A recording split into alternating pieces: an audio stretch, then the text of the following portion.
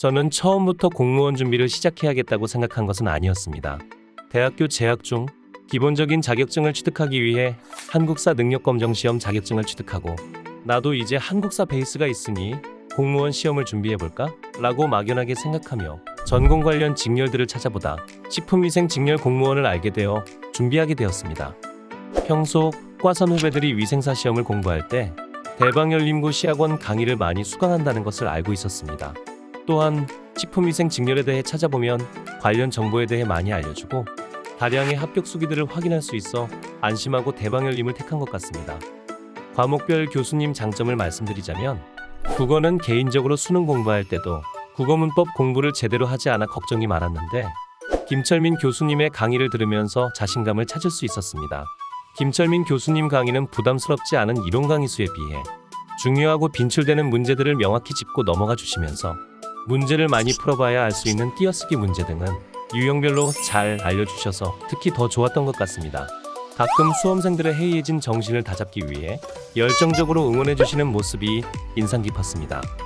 영어는 고등학교 때에도 2에서 3등급이 나와 독해는 헤쳐나갈 수 있겠다 생각했지만 제 발목을 잡는 것은 공무원 영어 문법이었습니다. 공무원 시험에 나오는 영어 문법은 유형이 한정적이지만 반드시 완벽하게 공부해야 하는 부분이었기에 신경이 많이 쓰였습니다. 하지만 오권영 교수님의 영어 문법 수업에서는 문법 문제를 만났을 때 접근 방법과 빈출 문법 암기법 등 자칫 수강생 입장에서 딱딱할 수 있는 문법 수업을 더 재밌고 유익하게 들을 수 있게 되어 좋았습니다. 또한 빈출 단어와 수거 및 동의어 자료도 제공해 주셔서 부담 없이 공부했던 것 같습니다. 한국사는 앞에서도 언급했듯이 한국사 능력검정 시험을 통한 베이스가 있어 무난하게 공부할 줄 알았지만 공무원 한국사는 보다 디테일하게 공부해야 해서 이래저래 애를 많이 먹은 과목이었습니다. 개인적으로 한국사는 스토리텔링을 통해 역사 사건 순서를 알고 있는 것이 중요하다고 생각하는데 강하영 교수님은 특히 스토리텔링으로 이해하기 쉽게 강의하셔서 시험장에 들어갈 때까지 잊어버린 것 없이 시험을 응시했습니다. 또한 강의 중 문화 파트, 경제 파트 등 파트별로 나누어서 한꺼번에 이해하기 쉽게 교재를 활용하시는 것도 강하영 교수님의 장점이라 생각합니다. 저는 식품공학 전공으로 대학교에서 식품위생 강의를 수강한 적이 있지만 식품위생직렬 시험에 나오는 식품위생은 더욱 지역적이어서 걱정이 많이 됐는데 김지연 교수님의 이론 강의와 강의 끝날 때마다 나가는 OX 퀴즈 및 단답형 프린트로 대부분 시험에 나올 문제들을 커버할 수 있었습니다. 비록 처음에는 배울수록 새롭고 OX 퀴즈에서도 틀리는 것이 많아서 힘들었지만 시험장에서도 이런 지역적인 문제들이 많이 나와 크게 당황하지 않고 시험을 이어갔던 것 같습니다. 식품화학 담당 이경현 교수님은 정말 강의력이 좋은 교수님이라고 생각합니다. 같은 전공 과목인 식품위생도 그렇지만 식품화학 역시 암기가 95% 이상을 차지한다고 생각하는데 외워야 하는 포인트를 정말 잘 살려 반복해 주시고 단순 암기로 안 된다면 말을 약간 바꾸어 암기하기 쉽게 만들어 주시는 부분이 인상 깊었습니다. 제가 알던 식품화학보다 더 깊게 들어가서 처음엔 암기할 게 많았지만 이경현 교수님 커리큘럼대로 공부하니 구멍난 부분 없이 전체적으로 완벽히 암기했던 것 같습니다. 나만의 공부 방법을 말씀드리자면 일단 이론 강의는 최소 한 번씩 듣고 강의를 다시 듣거나 카페 질의응답란을 활용하여 최대한 이해 안 되는 부분이 없도록 노력했습니다.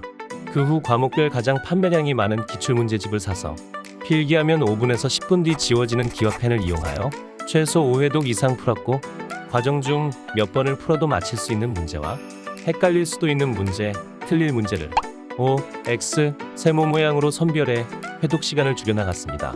그 후 최근 기출을 프린트해 정해진 시간에 맞추어 푸는 연습을 하였고 채점하면서 최근 문제 출제 경향에 대해서 파악했습니다.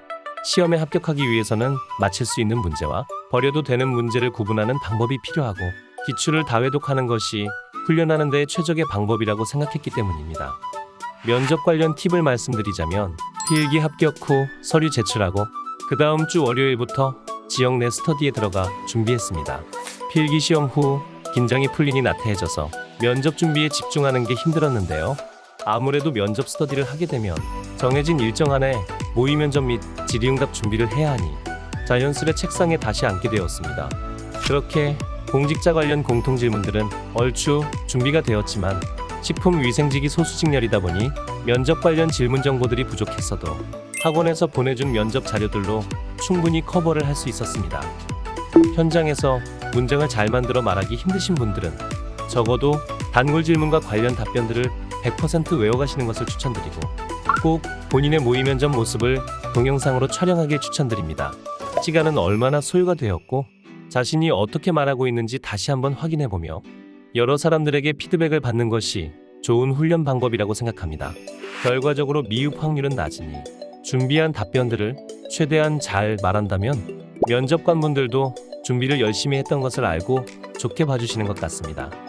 작년 10월 초부터 필기시험까지 위생사 면허증 공부와 시험 공부 포함해서 8개월 2주 정도 공부했었는데 워낙 친구들을 만나 노는 것을 좋아해서 하루 이틀 다른 곳으로 샌 적도 있지만 그 다음날 공부를 안 했다는 사실에 마음이 쓰여 매일매일 독서실에 출근 도장은 찍었습니다.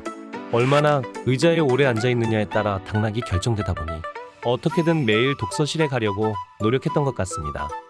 평소 저는 운동을 좋아하는데 일부러 독서실 옆에 헬스장 이용권을 끊어 항상 독서실에 들려 공부도 하고 좋아하는 운동도 했습니다. 이 시험에 초시생도 있고 장시생도 있지만 합격하기 위한 최고의 요건은 절대적인 공부량이 가장 중요하다고 생각합니다. 어느 정도 공부가 되어 있다고 책을 덮기보단 1시간, 2시간을 공부하는 것이 합격에 더 가까워질 수 있다는 생각으로 묵묵히 공부한다면 반드시 합격할 수 있다고 생각합니다.